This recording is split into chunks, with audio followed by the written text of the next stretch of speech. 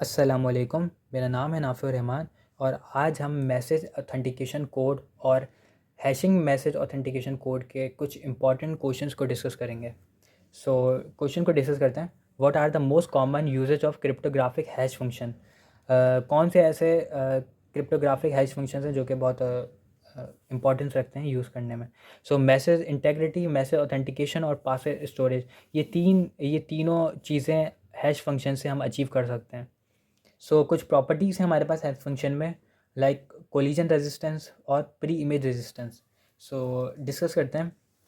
Collision resistance basically हमारे पास एक condition होती है या एक सिचुएशन होती है जिसके अंदर हमारे डिफरेंट इनपुट्स या डिफरेंट कीज़ जो हम इनपुट करते हैं वो हमारे पास सेम हैश वैल्यू को जनरेट कर रहे होते हैं। और बेसिकली ये बिल्कुल रेयर होता है और ये कंप्यूटेशनली इनफिजिबल है। और इसी तरीके से हम सेकंड प्रॉपर्टी को देखते हैं, वो है प्री इमेज रेजिस्टेंस। इसके अंदर process of reverse of the hash value to the original input that is impossible.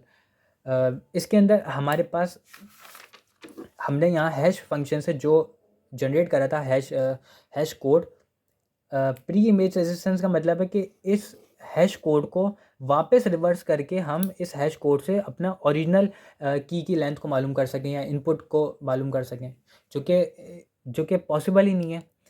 ये हमारे पास की कितने हैशिंग प्रोसेस से होता हुआ गुजरा और हमारे पास कोड आया। ये बिल्कुल पॉसिबल नहीं है कि हम इस मैसेज इस एच मैक फंक्शन से हम रिवर्स करके हम वो उसको इनपुट साइज़ को या इनपुट को पता कर सकें।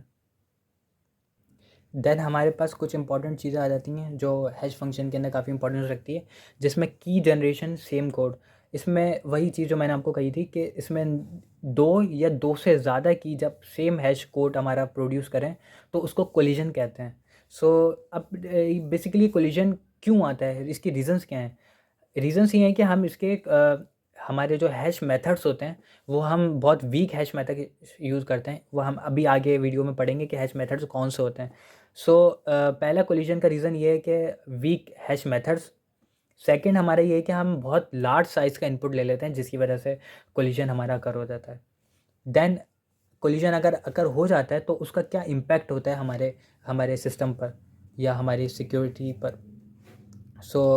बेसिकली ये हमारे परफॉर्मेंस, सिक्योरिटी और इंटेग्रिटी ऑफ द डेटा को इम्पैक्ट करता है और इफ़ेक्ट करता है। इसका मतलब ये है कि हमारे पास दो सेम की हैं, दो सेम चाबी हैं और सेम डोर को ही हमारा ओपन कर रही हैं। मतलब एक दरवाजे की दो चाबियाँ, जो कि बहुत ज़्यादा क्रिटिकल अप्रोच है। और इस तरीके की कंडीशंस हमारे पास फ़ौरन डिक्रिप्ट हो सकती है या हमारे पास फ़ौरन अनकॉन्फिडेंशियल हो सकती है।